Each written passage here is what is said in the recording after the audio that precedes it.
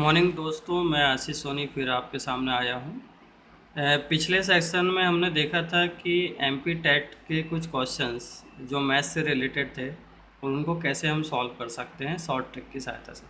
देखिए, एग्ज़ाम में जब ये क्वेश्चन आते हैं तो उसको एज इट इज़ कैसे हल किया जाता है या सरल तरीके से हम कैसे हल कर सकते हैं, उसके बारे में मैं एक और यहाँ पे पेपर डाल रहा हूँ और उसको हम हल करने की कोशिश करेंगे। तो ठीक है, आप बने रहिए मेरे साथ और मेरे चैनल को लगातार सब्सक्राइब करिए और अपने दोस्तों फ्रेंड्स को भी इसको ये लिंक जो है हमारे अतिरिक्त कोचिंग क्लास की इसको फॉरवर्ड कर दीजिए, जिससे आप ज़्यादा से ज़्यादा घर में बैठ के इसको हल करने की कोशिश कर सकते हैं। ठीक है, तो अब मैं क्वेश्चन देखते हैं कौन से क्वेश्चन हमको मिलने वाले हैं। तो बढ़ते हैं इसी सेशन में आगे।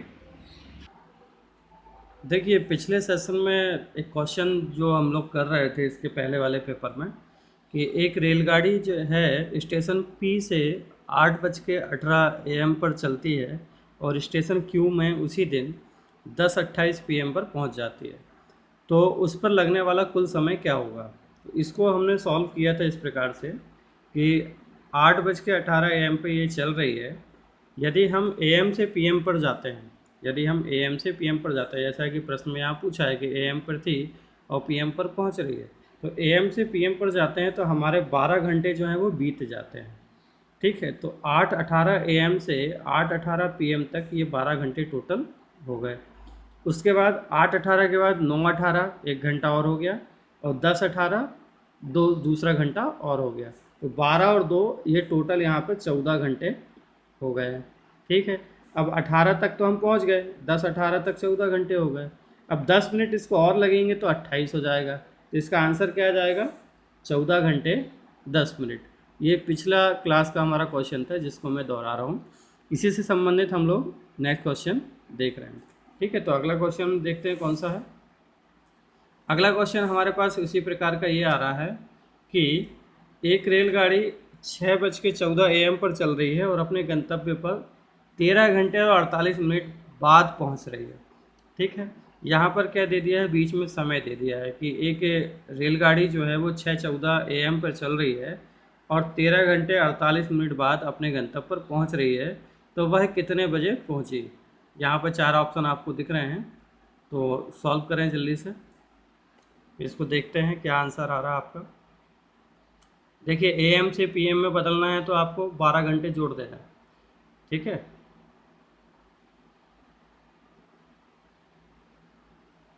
चलो देखते हैं उसको किस प्रकार करते हैं।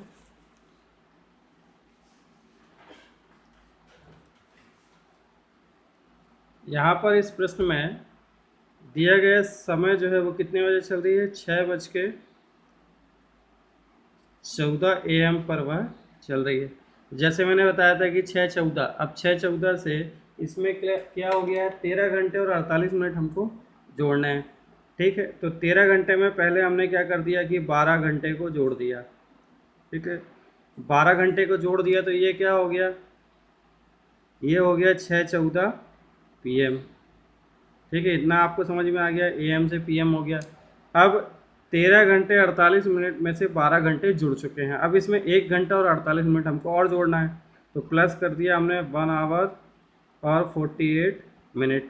ठीक है, तो 1 घंटा 48 मिनट जब हमने इसमें जोड़ा तो क्या हो गया, 4 और 8 12 की 2 हासिल का 1 1 और 4 5 5 और 1 6, ये हो गया 62 और ये 7।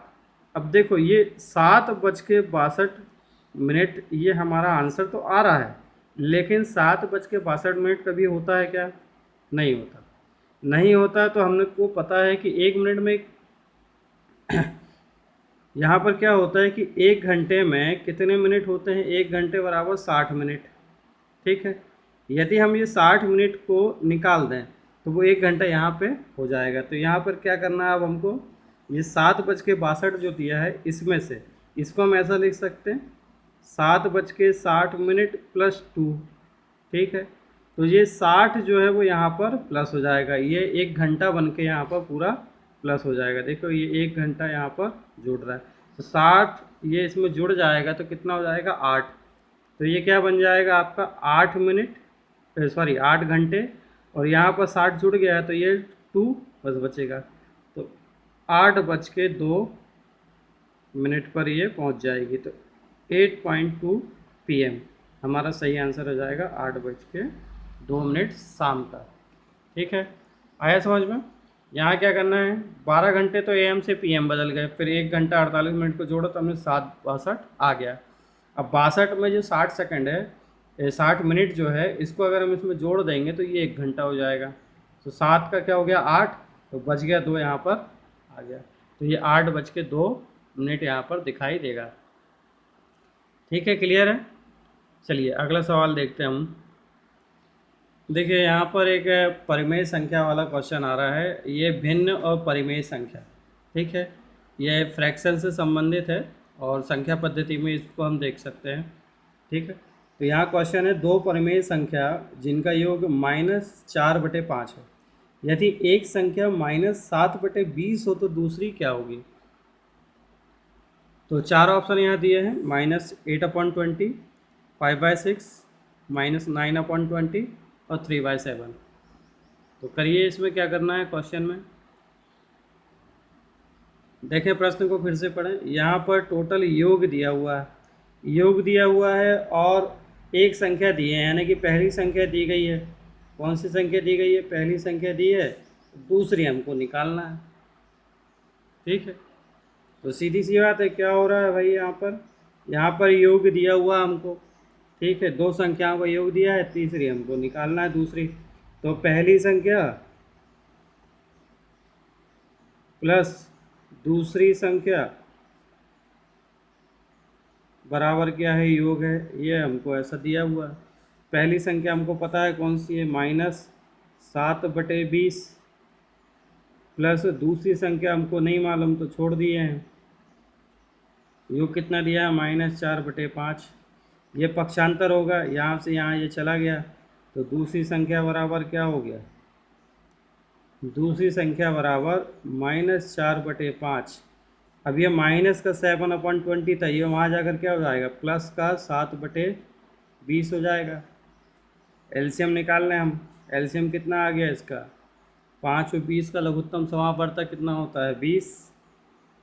ठीक है, तो ये कितना हो गया, -16 + 7। देखो 5 चौके 20 और 4 का गुणा ऊपर 4 में हो जाएगा, तो 4 चौके 16, -16 + 7/20। अब ये माइनस का है, ये प्लस का है, तो सीधी सी बात है, इसमें से ये घट जाएगा, तो कितना आंसर आ जाएगा, -9/20। तो हमारा सही आंसर कितना आ गया, -9/20। दिख रहा है सभी को। तो -9/20 हमारा ये सी ऑप्शन जो है वो सही आंसर। ठीक है, सिंपल सा क्वेश्चन है। इसमें दो संख्याओं का योग दिया है, पहली संख्या दी है, दूसरी संख्या हमको निकालनी है। तो योग में से पहली संख्या को घटा देंगे, दूसरी संख्या हमारी आ जाएगी। जब पक्षांतर कर रहे हैं तो हमको चिन्हों का ध्यान रखना है कि चिन्ह किस प्रकार से पलटने चाहिए। ठीक है, अगला क्वेश्चन देखें। अगला प्रश्न भी इसी प्रकार का आ रहा है। यदि दो परिमेय संख्याओं का योग -8 है और एक 15/7 है तो दूसरी क्या होगी, माइनस में 15/7 दिया है। सिंपल इसको भी वैसे ही करेंगे। योग दिया हुआ है, ये योग है, इस योग में से इस संख्या को क्या करना है, घटा देना है। तो -8 में से क्या घटाना है, -15/7। ठीक है, तो हमारा आंसर आ जाएगा। अब देखो ये माइनस माइनस है तो क्या हो जाएंगे, प्लस। तो ये क्या हो गया, -8। अब 8 को हम 8/1 भी लिख सकते हैं, प्लस 15/7। ठीक है, तो कितना आ जाएगा, इसका एलसीएम ले लें हम, एलसीएम निकाले तो कितना आ गया, 1 और 7 का लघुत्तम समापवर्तक 7। ठीक है, 7 × 8 कितना हो गया, 56। तो माइनस का 56, ठीक है, प्लस 15। 56 में से 15 गया तो कितना आ गया, माइनस का 41/7। यही हमारा आंसर है। ये आपका आंसर आ गया, ऑप्शन बी। ठीक है, समझ में आया। यहाँ पर योग दिया है -8 और उसमें पहली संख्या दी -15/7, तो दूसरी निकालना है। तो माइनस माइनस का क्या हो गया, प्लस हो गया भाई। ठीक है ना, तो इस प्रकार से इसको निकाल लेना है। अब अगले प्रश्न में यहाँ दे दिया दो संख्याओं का गुणनफल। दो संख्याएं हैं, इनका गुणनफल -14/27 है। यदि एक संख्या 7/9 है तो दूसरी संख्या क्या है? देखो ऊपर वाले क्वेश्चन जैसे योग दिया था उसमें से हमने घटाया था, यहाँ गुणनफल दिया है तो उसमें हम भाग कर देंगे। ठीक है, तो दो संख्याओं का, कितनी संख्याओं का, दो संख्याओं का गुणनफल कितना दिया है? 14/27 माइनस में। यदि एक संख्या 7/9 है तो दूसरी क्या होगी? तो इसमें से इसको भाग देते हैं। ठीक है, भाग देने की सिंपल विधि है। शॉर्टकट में तो मैं कर सकता हूँ कि -14/27 भागित भागित क्या हो रहा है? ये 7/9 हो रहा है। अब जब इस प्रकार की कंडीशन बने और भाग हमको देते नहीं बनता है तो इसको क्या करें? इस प्रकार की संख्या में जो यहाँ इस तरफ लिखी होती है आपके दाहिनी तरफ, इसको हम पलट दें और भागित का क्या कर दें? गुणा। ठीक है, तो ये क्या हो जाएगा? पलट के ये हो जाएगा -14/27 और भाग का क्या हो गया? गुणा, गुणित, और ये 7/9 का 9/7। ठीक है, तो ये 7 से कितने बार कट गया? 7 दूनी 14 और 9 तिया 27। तो देखिए फट से आपका आंसर आ गया -2/3। ठीक है, -2/3 आपका क्या हो गया? आंसर हो गया। और ये आपका क्या हो गया? ऑप्शन नंबर ए, ये पहला आंसर है इसका सही। बन जाएगा सभी से। जब हमको भाग नहीं बनता तो हम इसका क्या कर सकते हैं? गुणा। बस आपको ये ध्यान रखना है इधर की संख्याएं आपको पलट देना है। 7/9 का 9/7 हो जाएगा और भागित का क्या हो जाएगा? गुणा हो जाएगा। चलो आगे वाला क्वेश्चन देखते हैं। ठीक है, सेम वही क्वेश्चन आ रहा है कि इसको इससे भाग देने पर क्या प्राप्त होगा। करिए इसको फटाक से आप, ये बन जाएगा ऊपर वाला ही जैसा है। भाग का गुणा कर देना है और इस तरफ वाली संख्या को पलट देना है। ठीक है, कर लेते हैं, ज़्यादा कुछ नहीं है इसमें। क्या दिया हुआ है यहाँ पर? -8/9। ठीक है, इसमें इसको भाग देना है, किसको देना है? 7/5 को भाग करना है। ठीक, अब भाग करना है तो इसको हमने क्या कर लिया? पलट दिया, गुणा कर दिया। तो -8/9। ठीक है, भाग का होगा गुणित -5/7। ठीक, अब ये क्या हो जाएगा? माइनस माइनस कैंसिल हो गए, माने प्लस हो गए। अब यहाँ पे 8 पना 40, 8 पंचे 40, क्योंकि कोई कट नहीं रहा है इसलिए हमने गुणा कर दिया। तो 8 पंचे 40 और 9 7 63, तो 40/63 इसका क्या आ गया? सही आंसर आ गया। देखिए कितने सरल सवाल रहते हैं, हम लोगों को लगता है कि अरे यार हम कैसे भाग देंगे। आपको कुछ नहीं करना है, जब भिन्न में पूछा जाता है तो भाग का गुणा करके और संख्याओं को, अंश को हर और हर को अंश बनाकर हम जल्दी से इसको कर सकते हैं। आगे देखते हैं और कौन सा ऐसे क्वेश्चन है। देखिए अब यहाँ पर एक नया सवाल हमको दिख रहा है कि वह छोटी से छोटी संख्या ज्ञात करें जिसे 12, 16, 24, 36 से भाग देने पर प्रत्येक दशा में 7 शेषफल बचना चाहिए। हमको ऐसी संख्या निकालना है जिसमें हम इन किसी भी संख्याओं में से प्रत्येक में भाग दे रहे हैं तो वो 7 शेषफल बनना चाहिए। मतलब कि एक ऐसी संख्या हमको x ज्ञात करनी है जिसमें हम सेपरेट अलग अलग 12 का अगर अलग से भाग दें, 16 का भाग दें, 24 का भाग दें और 36 का भाग दें, तो भाग जब जितने बार भी जाएगा, 4 बार जाए, 5 बार जाए, 6 बार जाए, तो 7 जो है वो हमारा शेषफल बचना चाहिए। क्वेश्चन ये पूछ रहा है। अब हमको ये x निकालना है कि ये x कौन सी संख्या होगी जिसमें ये 7 आए। तो सीधी सी बात है कि ये सवाल जो है वो लघुत्तम समावर्तक एलसीएम से संबंधित है। लघुत्तम समावर्तक, जैसे कि मैंने पहले भी बताया था कि लघुत्तम समावर्तक ऐसी संख्या होती है जिसमें सभी का भाग चला जाता है। मतलब अगर हम 12, 16, 24, 36 का एलसीएम निकाल लें तो वह संख्या प्राप्त होगी जो पूरी बार इससे भाग लग जाएगी। ठीक है, तो हम एलसीएम निकाल लेते हैं 12, 16, 24 और 36 का। ठीक है, तो इसका एलसीएम निकालने के लिए एक शॉर्टकट विधि मैंने बताई थी कि एलसीएम जब भी निकालें हम तो पहले देख लें कि कोई किसी से कट तो नहीं रहा। ठीक है, तो जैसे 12 से 24 कट रहा है, इसका मतलब 12 यहाँ पर लैप्स हो जाएगा। अब हमारे पास से बचा 16, 24 और 36।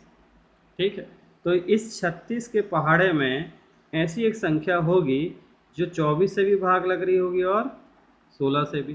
तो 36 का जब हम पढ़ा पढ़ते हैं तो 36 दूनी क्या हो गया? 72। ठीक है, तो 24 तिया भी 72 होता है, 36 दूनी 72, तो 24 तिया 72, तो ये इससे कट जा रही है। और आगे हम बढ़ते हैं। ठीक है, तो इसका जस्ट डबल करके देखते हैं कि 36 और 72 का डबल कर दिए तो 144, 144, 36 से भी भाग जाएगा, 24 से भी भाग जाएगा और 16 अट्ठे 144 होता है। इस प्रकार से ये 144 हमारा एलसीएम आ जाएगा। ये शॉर्टकट मेथड थी जो मैंने पिछली कक्षा में आपको बताया हुआ। अब हमारा क्या आ गया, एलसीएम 144, यानी यह वह संख्या प्राप्त हो गई जिसमें 12 का, 16 का, 24 का और 36 का पूरी पूरी बार भाग चला जाता है। कितने बार चला जा रहा है, पूरी पूरी बार भाग चला जा रहा है। लेकिन वो बोल रहे हैं ऐसी संख्या बताएं जिसमें 7 शेषफल बचे। अब ये 7 शेषफल कब बचेगा, ये जब बचेगा जब वो रिमेनिंग में हो, और रिमेनिंग में जब होगा जब उसमें हम 7 को जोड़ दें। ठीक है, अब जैसे 12 से ये कट रहा है 144,